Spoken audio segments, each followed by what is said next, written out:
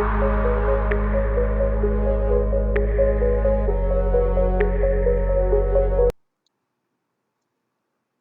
Students, welcome to my class. यहाँ आपको मिलेगा single window solution to all your problems. यहाँ हम आपके कॉन्सेप्ट क्लियर कराएंगे। इसके बाद आपको प्रॉब्लम के सॉल्यूशंस दिए जाएंगे और क्लास के लास्ट में हम आपको एक पीडीएफ स्क्रॉल डाउन वीडियो दिखाएंगे, जिसको पॉज करके अगर आपके कोई और डाउट बचते हैं तो आप उनको क्लियर कर सकेंगे। तो स्टूडेंट्स, जैसे कि आप देख सकते हैं यहाँ पे एक थॉट लिखा है, I don't care what other people think of me, and I enjoy my life with my own rules। तो स्टूडेंट्स, ज़्यादा हमें परवाह नहीं करनी चाहिए कि लोग हमारे बारे में क्या बोलते हैं या क्या सोचते हैं। हमें अपना पूरे का पूरा ध्यान, अपनी पूरी पोटेंशियल अपने काम में लगानी चाहिए। जब हमारा काम बोलेगा तो लोग अपने आप चुप हो जाएंगे। तो स्टूडेंट्स, इसी के साथ हम देखते हैं आज की क्लास। तो आज हमारा टॉपिक है 11th class mathematics NCERT relations and functions chapter 2 exercise 2.3। तो स्टूडेंट्स, ये हमारे पास स्टार्ट होता है सबसे पहला हमारे टॉपिक से फंक्शंस। अब देखिए यहाँ पे जो functions, it is A special type of relation. Special type of relation. अब देखिए स्टूडेंट्स, अब तक हमने क्या क्या स्टडी किया है। हमने यहाँ पे देखा है कि Cartesian product of two sets. इसके बाद हमने स्टडी किया था रिलेशन। रिलेशन था हमारा कार्टेशियन प्रोडक्ट का सबसेट। अब हमारे पास आएगी, देखिए इसको रिलेशन बोलते थे तो इसको हम आर से लिखते थे। अब हमारे पास आएगा एक special type of relation, function. तो हम इसको जो है एफ से लिखेंगे, एफ फॉर फंक्शन। ठीक है ये एक टाइप का रिलेशन ही, लेकिन क्योंकि इसके नाम इसका हमने फर्स्ट लेटर ले लिया यहाँ पे। अब देखिए students, special type of relation है। ये कैसा स्पेशल टाइप ऑफ रिलेशन है? देखिए, a relation f from set A to B. देखिए रिलेशन जो है from set A to B, ये एक ऐसा रिलेशन है ए से बी में, यानी कि यहाँ हमारे पास ए है, यहाँ पे बी है, और ये इनके बीच में जो है आर रिलेशन है। Is set to be a function if every element of set A has one and only one image in set B. The function f from A to B is denoted by this, f from A to B। इस तरीके से हम इसको denote करते हैं। अब देखिए students, इस डेफिनेशन में जो है इतनी बात हमें बताई गई है कि ये एक ऐसा रिलेशन है कि यहाँ से जो यहाँ पे हमारे पास ए के अंदर एलिमेंट पड़े हुए हैं, every element should have an image. अब इमेज देखिए क्या होती है, जैसे हमने रिलेशन में पढ़ा था ना, ये ए सेट था, ये बी सेट था। देखिए ये 1 2 3, और ये हमारे पास था ए बी सी। देखिए हमने ऐसे किया था कि 1 goes to A, 2 goes to B, 3 goes to C. इस तरीके से हमने पढ़ा था ना। तो ये जो देखिए ये 1 गोज टू ए, ये जो ए है ना, ये 1 की इमेज होती है।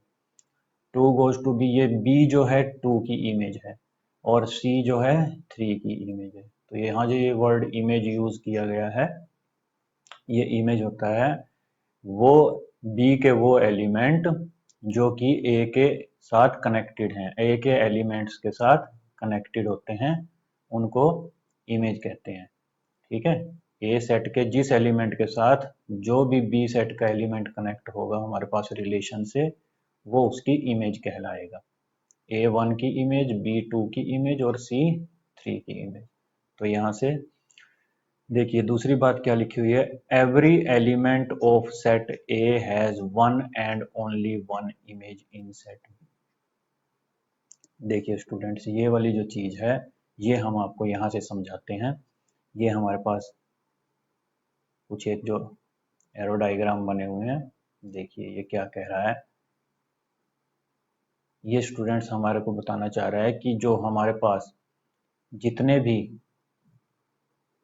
ए के एलिमेंट हैं, ये देखिए मान लीजिए ये ए टू बी एक फंक्शन है, ठीक है ना।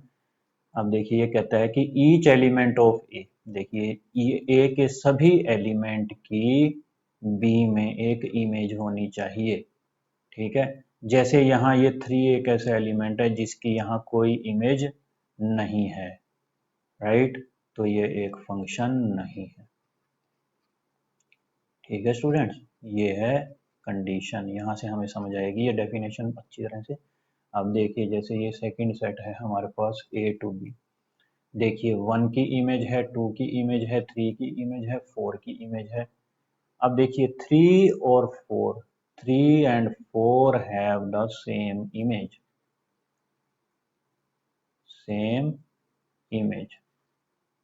right, which is C। 3 और 4 की सेम इमेज है हमारे पास जो कि C है। अब स्टूडेंट्स यहाँ से देखिए कि हमें जो डेफिनेशन में बताया गया था, डेफिनेशन में सिर्फ हमें इतना कहा गया था कि each element of A has one and only one image. देखिए इनकी एक इमेज होनी चाहिए थी और केवल एक इमेज होनी चाहिए थी, जो कि है, देखिए 3 की इमेज क्या है, सी, सिर्फ एक है ना, 3 हैज ओनली वन इमेज, और 4 की भी सी है लेकिन सिर्फ एक ही है। तो ये कंडीशन को सेटिस्फाई कर रहा है हमारा कि one and only one image, तो ये हमारे पास फंक्शन है। Yes it is a function. बेशक ये दोनों की एक ही इमेज आ रही है, लेकिन अगर हम इनकी देखें तो इनकी जो है only one image, it is only one image. 3 की भी सिर्फ एक इमेज है सी, और 4 की भी एक ही इमेज है सी, दो नहीं हो सकती, ठीक है ना। एक एलिमेंट की दो इमेज नहीं हो सकती। ये कह रहा है कि ये वन एंड ओनली वन का मतलब ये है कि एक एलिमेंट की ए के अंदर एक एलिमेंट की यहाँ बी में दो इमेज नहीं हो सकती। लेकिन यहाँ पे देखिए एक ही है ना, 3 की भी एक है और 4 की भी एक है, तो ये एक फंक्शन है। देखिए every element has an image और ओनली वन इमेज, दोनों कंडीशन इसमें सेटिस्फाई हो रही है, ठीक है स्टूडेंट्स। अब देखिए नेक्स्ट, ये हमारे पास है, देखिए ये सपोज ए है, ये सेट बी है, फंक्शन है फ्रॉम ए टू बी, देख रहे हैं हम। अब देखिए 1 की इमेज ए, 2 की इमेज बी, 3 की इमेज सी, 4 की इमेज डी, ये बच गया, कोई बात नहीं, नो प्रॉब्लम। हमारे पास जो डेफिनेशन बताती है वो बताती है कि यहाँ वाले हर एक की इमेज होनी चाहिए, यहाँ इधर बी में अगर कोई एलिमेंट बच भी जाता है तो कोई प्रॉब्लम नहीं है, तो वो हमारे पास एक function, yes it is a function, ठीक है। every element of A has an image in B and only one image in B, तो ये एक फंक्शन है, ये सेटिस्फाई कर रहा है। अब देखिए एक ये केस चौथा हमारे पास आ रहा है, देखिए 1 की इमेज A है, 2 की इमेज B है, 3 की इमेज देखिए C और D, 3 की 2 इमेज आ गई, तो ये one and only one image वाला जो कॉन्सेप्ट है इसमें हमारा, उसको कॉन्ट्राडिक्ट कर रहा है, it contradicts.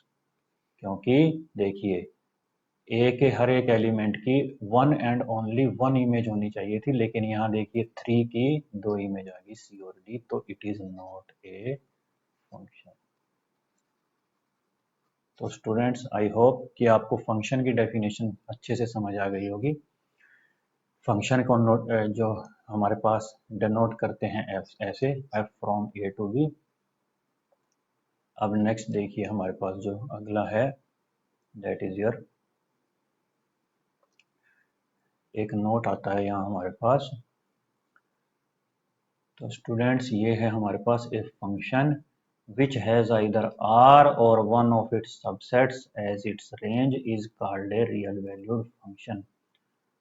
Further, if its domain is also either R or a subset of R, it is called a real function. देखिए स्टूडेंट्स, हमारे पास फंक्शन क्या थी, ऐसे थी a to b। अब वो कहता है कि ये जो हमारे पास इसकी रेंज अगर रियल नंबर में से आ जाए, R में से आ जाए, तो हम इसको रियल वैल्यूड फंक्शन बोल लेंगे। और अगर ये हमारे पास इसकी डोमेन रियल्स में से आ जाए या रियल का सबसेट बन जाए, तो इसको हम बोलेंगे रियल फंक्शन। ठीक है, जस्ट बस ये हमारे पास इसके नाम है इस तरीके से कि अगर ये आर आ जाए तो हमारे पास ये रियल फंक्शन बन जाती है। इसके बाद देखते हैं स्टूडेंट्स, नेक्स्ट हमारे पास अलजेब्रा ऑफ फंक्शंस।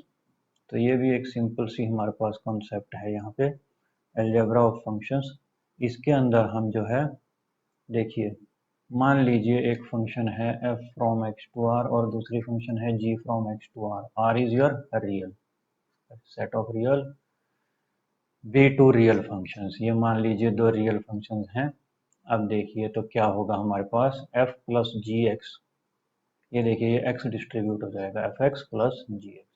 अगर यहाँ पे f माइनस जी एक्स आता है तो ये एफ एक्स माइनस जी एक्स हो जाएगा। f इंटू जी एक्स होता है तो एफ एक्स इंटू जी एक्स, और f ओवर g आ जाता है तो ये हमारे पास बन जाएगा एफ एक्स ओवर जी एक्स। देखिए x जो है दो सभी फंक्शन के ऊपर डिस्ट्रीब्यूट हो रहा है हमारा, तो यहाँ से जो है g x not equal to zero, जो नीचे वाली है हमारे पास वो जीरो नहीं होनी चाहिए, ये कंडीशन है इस डिवीजन वाले के अंदर। अब नेक्स्ट है हमारे पास स्टूडेंट्स सम फंक्शंस। कुछ फंक्शंस के एग्जांपल है हमारे पास। देखिए मान लीजिए ये एक फंक्शन है f from r to r। अगर हम इसको ऐसे डिफाइन कर दें f x is equal to x for all x belonging to r, तो स्टूडेंट्स ये बन जाती है हमारी आइडेंटिटी फंक्शन। आइडेंटिटी में क्या होता है, देखिए जो कुछ भी यहाँ पे रखेंगे ना x की जगह पे, डोमेन में कुछ भी रखेंगे, जो रेंज में वही चीज आ जाएगी। ठीक है, टू रखेंगे तो टू आ जाएगी। ये देखिए आइडेंटिटी इसकी जो है बरकरार है, ये इसकी आइडेंटिटी को इंटैक्ट रखता है, तो इसलिए हमारे पास इसको बोलते हैं हम आइडेंटिटी फंक्शन। ठीक है, इसके बाद नेक्स्ट हमारे पास आती है कांस्टेंट फंक्शन। देखिए जैसे कि इसका नाम ही बता रहा है, मान लीजिए फ्रॉम आर टू आर हमारे पास एक फंक्शन है। अब देखिए मान लीजिए हम इसको ऐसे डिफाइन करते हैं f x is equal to k, where k is a constant, k कोई कांस्टेंट है। तो स्टूडेंट देखिए यहाँ पे आप कुछ भी पुट कर दीजिए इसकी डोमेन वाली जगह पे। एफ ऑफ वन क्या आएगा, के। एफ ऑफ टू क्या आएगा हमारे पास, के। हर एक चीज हमारे पास के ही आएगी, कांस्टेंट आएगी, तो इसलिए हम इस फंक्शन को बोलते हैं कांस्टेंट फंक्शन। इसके बाद नेक्स्ट है हमारे पास मॉडुलस फंक्शन। ये देखिए ये हम इसको इस तरीके से लिखते हैं, suppose f from R to R be a function. तो मॉडुलस फंक्शन हमारे पास ये ऐसे आती है, f x is equal to modulus of x, okay, for all x belonging to R. तो स्टूडेंट्स मॉडुलस फंक्शन को हम इस तरीके से डिफाइन करते हैं कि अगर it is equal to x if x is greater than equal to 0 and minus x if x is less than 0। तो इसके हिसाब से अगर हम देखें तो ये मॉडुलस फंक्शन का एक पर्पज़ ये होता है कि ये इसके अंदर हम अगर कोई भी नेगेटिव नंबर डाल दें तो वो हमारे पास पॉजिटिव हो जाता है, और अगर पॉजिटिव है तो वो तो पॉजिटिव रहता है। ये देखिए अगर तो नंबर पॉजिटिव है तो वो तो एज इट इज रहेगा, और अगर नंबर हमारे पास यहाँ नेगेटिव है, ये जो हम इसके अंदर नंबर डाल लेंगे ये अगर नेगेटिव है, ये देखिए लेस देन जीरो है, तो एक नेगेटिव और ऐड हो जाएगा उसके साथ, माइनस ऑफ एक्स बन जाएगा। जो भी नेगेटिव नंबर हम यहाँ डालेंगे उसके आगे एक नेगेटिव लग जाएगा।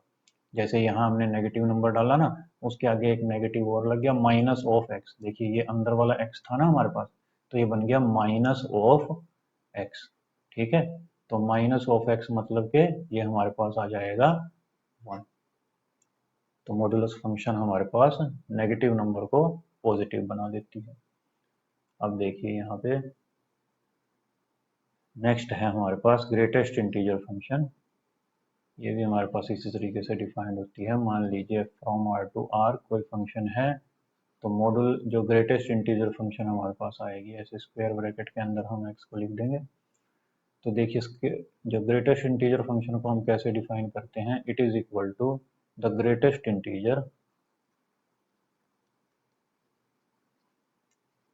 इंटीजर लेस देन और इक्वल टू, ठीक है ना, x से लेस देन या इक्वल जो ग्रेटेस्ट इंटीजर आएगा वो हमने यहाँ पे लिखना है। जैसे देखिए मान लीजिए यहाँ पे हमने लिखा 1.1।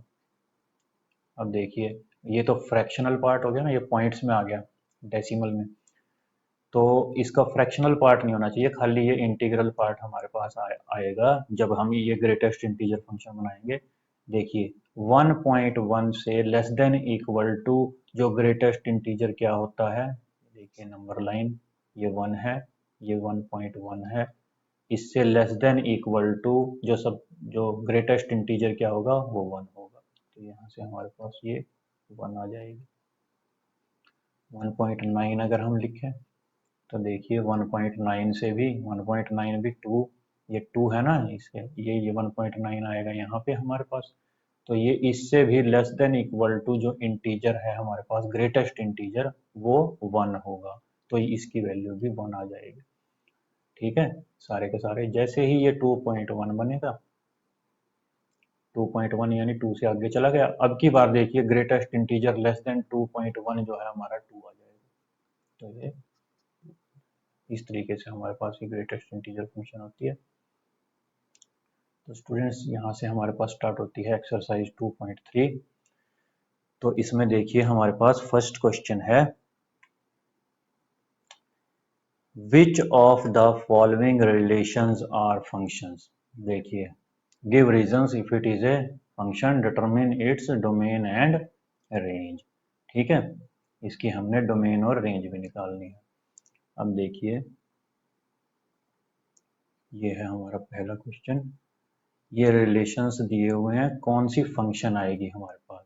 अब ये देखिए हमारे पास बिल्कुल उसी तरीके से अगर हम इसको थोड़ा सा यहाँ पे ड्रा करके देखना चाहें तो हमें यहाँ से एकदम क्लियर हो जाएगा कि ये फंक्शन है या नहीं और क्यों। देखिए ये है हमारे पास 2, ये है 5, 8, 11, 14, 17 और इधर है हमारे पास ओनली 1, हर एक केस में 1। अब देखिए 2 goes to 1, 5 goes to 1, 8 goes to 1, 11 goes to 1, 14 goes to 1, 17 goes to 1। देखिए यहाँ पे ए के अंदर हर एक एलिमेंट की जो है बी में एक इमेज है और ओनली 1 इमेज है, तो it is a function. Yes, it is a function.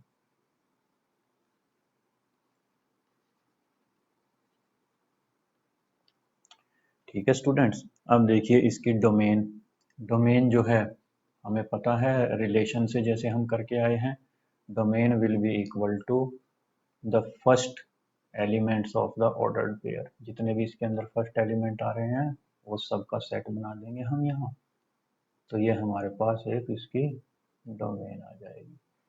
इसके बाद जो रेंज होती है, रेंज है जो second elements of this ordered pair, तो ये हमारे पास आ जाएगा 1। ठीक है स्टूडेंट, तो यहाँ से अब हम देखेंगे नेक्स्ट सेकंड क्वेश्चन। तो इसके अंदर जब सेकंड क्वेश्चन में भी सेम वही चीज दिखाई देगी हमें। देखिए ये हमने फंक्शन है या नहीं पहले ये बताना है हमने। अब देखिए यहाँ से ये अगर हम इसको भी देखें 2, 4, 6, 8, 10, 12, 14 और अगर हम राइट हैंड साइड में देखें इसको तो यहाँ से हमारे पास आएगा 1, 2, 3, 4, 5, 6, 7। अब देखिए हर एक एलिमेंट की एक इमेज बन रही है और ओनली 1 इमेज बन रही है, तो ये भी एक फंक्शन है हमारे पास।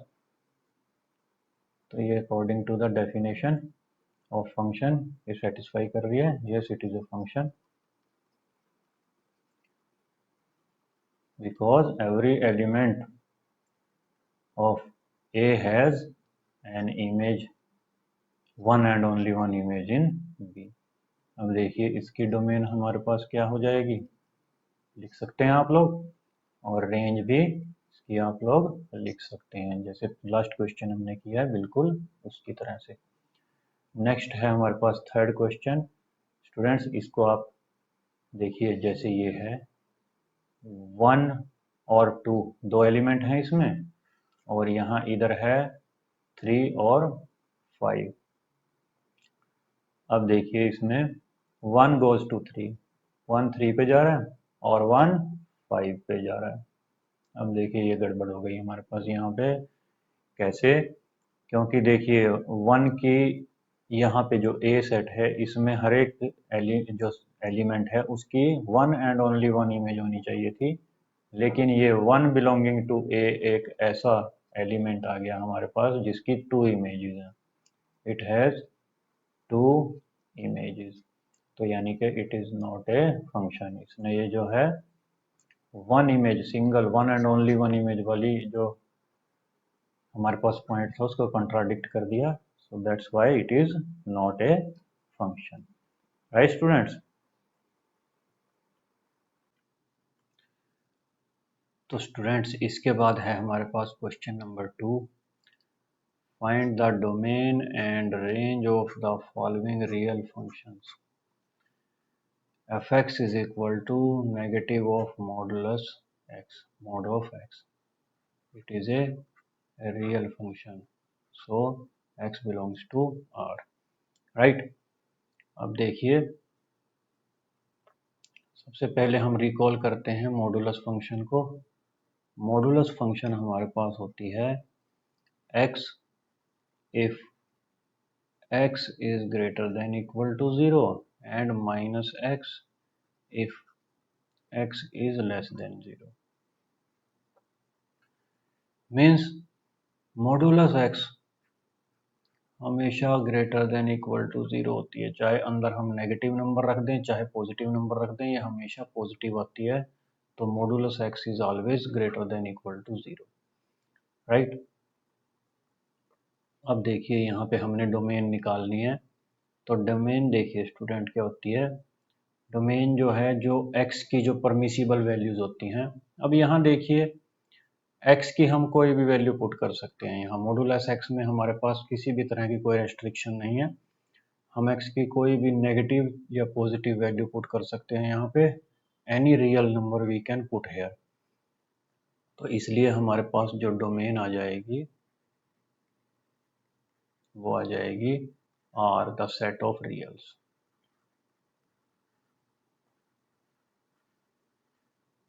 Right students? इसके बाद देखिए रेंज की बात आती है। रेंज कौन डिसाइड करता है? रेंज fx की वैल्यू डिसाइड करती है कि fx की जो भी वैल्यूज हमारे पास बनती चली जाएंगी उनका सबका एक सेट बना के रेंज आ जाती है। अब देखिए स्टूडेंट्स यहाँ पे हमारे पास mod x is greater than equal to 0 है, तो माइनस ऑफ mod x क्या हो जाएगा? Less than equal to 0। Obvious है। अब देखिए हमारे पास गिवन है ये माइनस ऑफ mod x। अब यहाँ से हमने क्या निकाला? Minus of mod x is less than equal to 0, यानी कि जो रेंज का डिसाइडिंग फैक्टर है ये fx, वो हमेशा लेस देन इक्वल टू 0 है, यानी कि रेंज भी हमारे पास लेस देन इक्वल टू 0 आएगी।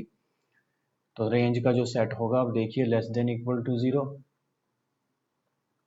0, -1, -2, -3 और इस तरीके से इधर चलते हैं माइनस इन्फिनिटी। ठीक है, ये माइनस इन्फिनिटी तक जाएगी ये। तो हमारे पास देखिए रेंज क्या हो जाएगी? लेस देन इक्वल टू 0, तो लेस देन इक्वल टू 0 में हमारे पास रेंज आ जाएगी यहाँ, इधर ये माइनस इन्फिनिटी तक जा रही है तो माइनस इन्फिनिटी टू 0, 0 से लेस देन इक्वल टू है तो ये यहाँ से लेके यहाँ तक हमारे पास रेंज आ जाएगी इसकी। तो दैट इज योर रेंज। इसके बाद नेक्स्ट हमारे पास है क्वेश्चन, इसका second part, fx is equal to √9 minus x square. अब ये f from R to R, ठीक है, यहाँ पे जो ये सारे के सारे x बिलोंग्स टू रियल्स। अब देखिए स्टूडेंट्स, पहले बात आएगी हमारे पास डोमेन की। डोमेन मतलब ये जो x है यहाँ पे, ये क्या क्या वैल्यूज ले सकता है, ठीक है ना। मतलब ये जो यहाँ पे पहले वाला सेट है, ये क्या क्या वैल्यूज हमारा ले सकता है। अब देखिए ये जो x है ना, ये वैल्यूज वो वाली लेगा जिसके लिए ये जो 9 माइनस एक्स स्क्वायर है ग्रेटर देन इक्वल टू 0 है। 9 minus x square it should be greater than equal to 0। क्यों? क्योंकि अगर ये लेस देन 0 हो गया, नेगेटिव हो गया, तो जब हम इसका अंडर रूट करेंगे तो वो इमेजिनरी आ जाएगा, वो रियल नहीं होगा, ठीक है ना। वो इट विल, अगर ये नेगेटिव आ जाए, अगर if it is negative then it will not be real, तो ये रियल नहीं होगा। तो सबसे पहली कंडीशन तो हमने ये पकड़ी कि it should be greater than equal to 0। अब देखिए 9 minus x square should be greater than equal to 0। यदि हम इसके फैक्टर्स बनाएं तो ये हमारे पास दो फैक्टर बनेंगे, 3 minus x and 3 plus x greater than equal to 0। अब देखिए ये दो क्वांटिटी हैं ग्रेटर देन इक्वल टू 0, यानी कि पॉजिटिव होनी चाहिए हमारे पास। तो ये कब होंगी? अगर ये दोनों पॉजिटिव हों तब ये ग्रेटर देन इक्वल टू 0 होंगी, और अगर ये दोनों नेगेटिव हों तब ये ग्रेटर देन इक्वल टू 0 होंगी, राइट। तो ये दो केसेस बनेंगे हमारे पास। केस 1 में हमारे पास आएगा 3 माइनस एक्स इज, एक बार दोनों को पॉजिटिव ले लेंगे हम और एक बार दोनों को नेगेटिव ले लेंगे। तो यहाँ से देखिए हमारे पास क्या आएगा, 3 minus x is greater than equal to -3, और जब माइनस हम इसके कैंसिल करेंगे तो ये हमारा जो ग्रेटर देन इक्वल टू है वो लेस देन इक्वल टू में बदल जाएगा। ऐसे ही यहाँ से देखिए x is greater than equal to -3, यहाँ पे जो है ये चीज़ आ जाएगी हमारे पास। अब देखिए ये दो चीज़ें आ गई, x is greater than equal to -3, x is less than equal to 3। तो अगर हम इन दोनों को कंबाइन करें तो ये हमारे पास इस केस से हमारे पास मिलेगा x is greater than equal to -3 and less than equal to 3, ठीक है। केस 2 में देखिए क्या आएगा। केस 2 में हमारे पास दोनों नेगेटिव ले लेते हैं हम, 3 plus x is than equal to 0। अब देखिए 3 is less than equal to x and x is less than equal to -3। यहाँ से हमारे पास ये दो चीजें आएंगी। अब इसमें यहाँ से देखिए स्टूडेंट्स, एक नंबर 0 -1 -2 -3, तो 1 2 3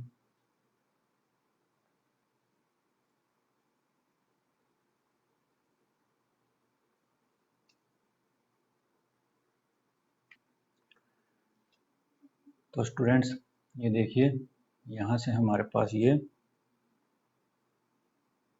एक तो कह रहा है कि x is greater than equal to 3, यानी कि इधर को जा रहा है, और दूसरा कह रहा है x is less than equal to -3, ये इधर को जा रहा है।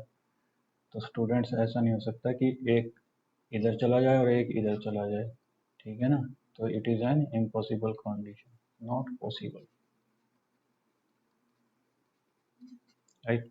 तो यहाँ से यानी कि हमारे पास क्या आई, जो डोमेन सेट हमारे पास यहाँ से बन के आया, domain will be equal to, अगर हम इसको इस तरीके से लिखें तो x such that x is greater than equal to -3 and less than equal to 3, right students. तो ये हमारे पास यहाँ से डोमेन आ गई। अब हम देखेंगे इसकी रेंज। तो देखिए स्टूडेंट्स हमारे पास फंक्शन क्या थी, यहाँ पे फंक्शन थी हमारे पास f(x) is equal to under root 9 minus x square, ठीक है ना, इसका हम y लिख सकते हैं, y is equal to f x, ठीक है ना, y और एफ एक्स को y लिख सकते हैं हम, राइट, x बिलोंगिंग टू। तो देखिए डोमेन हमारे पास ये आ गई। अब देखिए स्टूडेंट्स, रेंज क्या होती है, रेंज होती है एफ एक्स की जो वैल्यूज आएंगी, ठीक है ना, डोमेन होती है जो हम x की यहाँ वैल्यूज पुट कर सकते हैं, और रेंज क्या होती है जो x की वैल्यूज पुट करने के बाद यहाँ एफ एक्स की हमें वैल्यू मिलेगी, राइट। एफ एक्स की क्या वैल्यू मिलेगी हमें, जो एफ एक्स की वैल्यू मिलेगी वही y की मिलेगी, क्योंकि हमने इसको मान लिया है y। अब यहाँ से देखिए एक चीज, यहाँ से हमारे पास है जो f x root 9 minus x square है। अब ये हमें पता है स्टूडेंट्स, ये हमेशा ग्रेटर देन इक्वल टू 0 होगा, ठीक है ना, क्योंकि स्क्वायर रूट के अंदर से जब एक पॉजिटिव क्वांटिटी को स्क्वायर रूट करेंगे तो वो हमेशा ग्रेटर देन इक्वल टू 0 होगा। यानी कि ये तो हमें पता चल गया, एक चीज हमें क्लियर हो गई कि रेंज जो है वो ग्रेटर देन इक्वल टू 0 है इसकी, ठीक है ना। अब और देखते हैं यहाँ पे, देखिए यहाँ पे मान लीजिए हम यहाँ पे इसको इसे ले लेते हैं, y is equal to under root 9 minus x square. So यहाँ से हमारे पास जो है ये under root 3 minus x 3 plus x बन जाएगा, ठीक है, y is equal to this one. अब देखिए यहाँ से,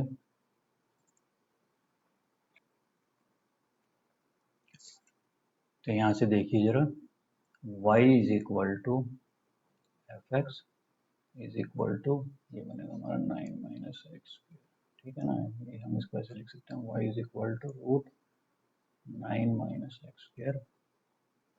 अगर हम इसको स्क्वायर कर दें तो ये 9 माइनस एक्स स्क्र आ जाएगा। अब देखिए x को इधर ले आइए और y को उधर ले जाइए, क्योंकि अब की बार हमने y का पता करना है कि y क्या क्या वैल्यूज ले सकता है, ठीक है ना। तो ये हमारे पास आ जाएगा x इज इक्वल टू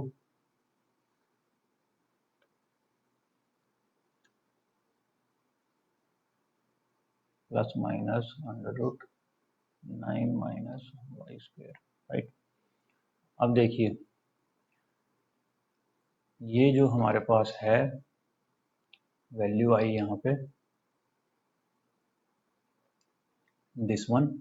अब इसमें से देखिए जो x है हमारा, जो डोमेन आई थी -3 to 3, अब एक्स स्क्वायर जब कभी भी हम करेंगे तो वो हमेशा पॉजिटिव आएगा, तो ये हमारे पास आ जाएगा 9 minus y square is always greater than equal to 0, right. अब यहाँ से देखिए स्टूडेंट्स, ये 3 minus y 3 plus y greater than equal to 0। अब देखिए वही पिछले वाली कंडीशन आएगी यहाँ, या तो ये दोनों पॉजिटिव होंगे या फिर ये दोनों नेगेटिव होंगे, ठीक है। तो केस वन देखते हैं हम, case one, this is greater than equal to 0 and this is also greater than, दोनों पॉजिटिव। अब देखिए यहाँ से क्या आएगा हमारे पास, y is less than equal to 3, और यहाँ से आएगा y is greater than equal to -3, यानी कि ये हमारे पास आ गया y is greater than equal to -3 and less than equal to 3।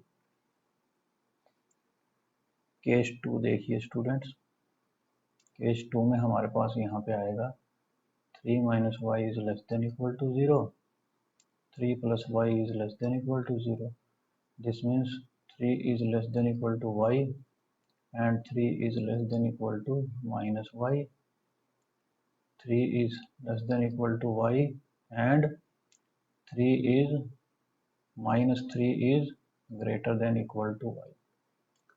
ये वही चीज आ गई, देखिए जिसे पीछे इम्पॉसिबल कंडीशन आ गई कि y जो है 3 से तो बड़ा और -3 से छोटा, ठीक है ना, नॉट पॉसिबल, जैसे लास्ट केस में आई थी हमारे पास, ये वैसे ही आ गई नॉट पॉसिबल।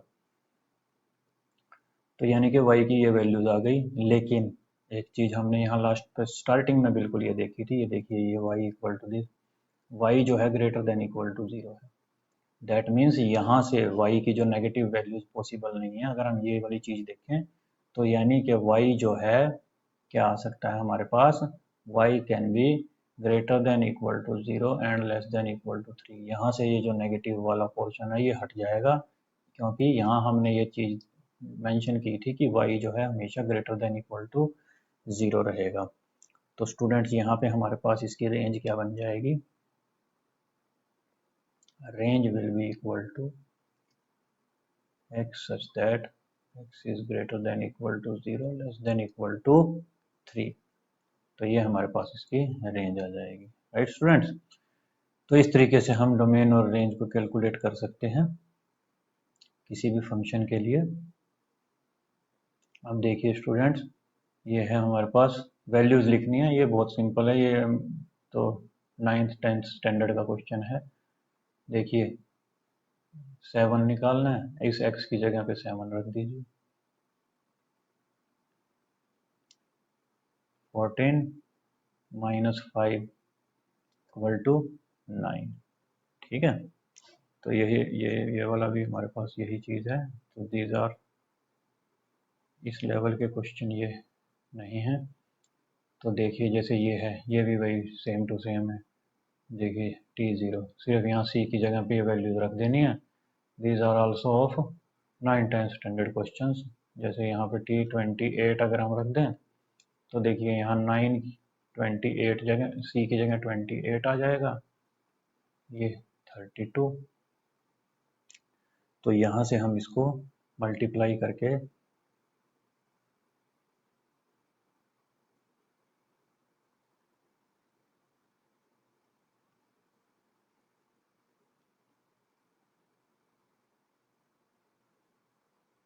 एलसीएम ले लेंगे हम इसका यहाँ से।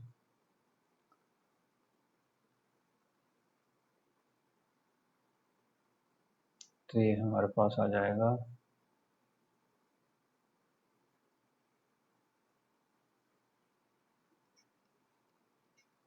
412/5। ठीक है स्टूडेंट्स, तो ये क्वेश्चन हमारे पास सारे के सारे ऐसे ही निकलेंगे। अब ये देखिए सी निकालना है, T C is equal to 212। तो यहाँ पे जो है ना right hand side T C, यहाँ पे इसको लिख देंगे हम 212। जो राइट साइड में हमारे पास आएगी उसको हम लिख देंगे 212। बाकी जो हमारे पास t C is equal to this one, तो ये जो लेफ्ट हैंड साइड में हम इसको लिख देंगे 212, और राइट साइड में आ जाएगा हमारे पास 9c/5 प्लस 32। 9c/5 plus 32। ठीक है, लेफ्ट हैंड साइड में हमारे पास 212 आ जाएगा और राइट साइड में हमारे पास ये आ जाएगी। अब देखिए इसको इधर शिफ्ट कर देंगे, 212 minus 32 is equal to 9c/5। तो 212 माइनस 32 यहाँ से हमारे पास मिलेगा हमें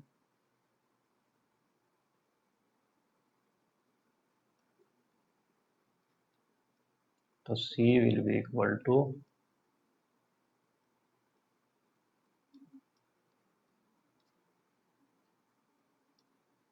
तो ये हमारे पास आ जाएगा 100। ठीक है स्टूडेंट्स, तो ये हमारे पास सिंपल क्वेश्चन है। आगे देखिए ये जो है रेंज निकालनी है इनकी। देखिए x दिया हुआ है ग्रेटर देन 0 और x बिलोंगिंग टू r। देखिए यहाँ पे हम थोड़ा सा रिवर्स पाथ लेंगे। रिवर्स पाथ कैसे, ये इसको उठा के यहाँ तक पहुँचते हैं, क्योंकि रेंज तो यही है ना, रेंज यही होती है ना इसकी। ये कौन कौन सी वैल्यूज ले सकती है, ये कौन कौन सी वैल्यूज लेगी, जो ये लेगी। और इस तक पहुँचने के लिए हम ये इसका यूज करते हैं, जो ये हमारे पास डोमेन की वैल्यू दी हुई है ना x ग्रेटर देन 0। अब देखिए students, x greater than 0, x जो है ग्रेटर देन 0 है। अगर हम इसको -3 से मल्टीप्लाई कर दें तो -3x less than equal to 0। ठीक है, अब देखिए इसके अंदर जो है अगर हम यहाँ 2 ऐड कर दें, 2 माइनस 3x, तो इट विल बी, दोनों साइड पे 2 ऐड कर दें तो ये it will be less than 2। 2 minus 3x is less than 2। ठीक है ना, अब देखिए ये लेस देन 2 होगा। ये क्या है, 2 माइनस 3x क्या है, fx। ठीक है, यानी कि यहाँ से हमने क्या कंक्लूजन निकाल लिया, F x is less than 2। अब ये देखिए यही रेंज है ना, ये एफ एक्स ही तो रेंज थी हमारे पास, जो एफ एक्स जो वैल्यूज अटेन करेगी वही रेंज बनाएगा ना हमारा। तो ये एफ एक्स क्या वैल्यूज अचीव करेगी, लेस देन 2। तो यानी कि रेंज हमारे पास क्या आ जाएगी इसकी, माइनस इन्फिनिटी कोमा, ठीक है ना, less than 2 it will be your minus infinity comma 2, open interval रखेंगे इसका हम, ठीक है ना, क्योंकि ये लेस देन है, लेस देन 2। नेक्स्ट देखिए स्टूडेंट्स, ये भी हमारे पास इसी तरीके से x square, x is a real number. देखिए एक्स रियल नंबर है तो एक्स स्क्वायर हमेशा क्या होगा, पॉजिटिव होगा। अब इसमें 2 ऐड कर दीजिए, एक्स स्क्वायर प्लस 2 हमेशा ग्रेटर देन इक्वल टू 2 होगा। अब ये एक्स स्क्वायर प्लस 2 क्या है, ये, और एफ एक्स की जो वैल्यूज हमारे पास आती हैं वही हमारी रेंज डिसाइड करती हैं। तो यानी कि एफ एक्स क्या होगा, greater than equal to 2, that means ये रेंज हमारी क्या आ जाएगी, 2 कॉमा इन्फिनिटी। अब की बार इक्वल टू है तो हमने क्लोज्ड इंटरवल लगा दिया, ठीक है स्टूडेंट्स। अगला है जैसे x, f x is equal to x, x is a real number. अब देखिए यहाँ पे हम x जो है रियल नंबर है, तो जब ये, क्योंकि ये कैसी फंक्शन है, आइडेंटिटी फंक्शन, तो यहाँ भी रियल नंबर मिलेगा हमें। हमने देखा था ना कि आइडेंटिटी फंक्शन में ये आइडेंटिटी हमारी इंटेक्ट रहती है। तो ये आइडेंटिटी फंक्शन है, यानी कि यहाँ अगर हम रियल नंबर पुट करेंगे ये, तो ये भी एक रियल नंबर ही आएगा, यानी कि जो रेंज होगी हमारे पास, रेंज क्या आएगी, सेट ऑफ रियल नंबर्स। तो स्टूडेंट्स यहाँ हमने देखे एक्सरसाइज 2.3 11th क्लास के प्रॉब्लम्स के सॉल्यूशन। तो इसके बाद हम यहाँ पे आपको एक पीडीएफ स्क्रॉल डाउन विंडो देंगे जिसमें पॉज करके आप अपनी कोई भी डाउट को क्लियर कर सकते हैं, ठीक है स्टूडेंट्स। तो see you in the next class, till then keep learning and stay healthy.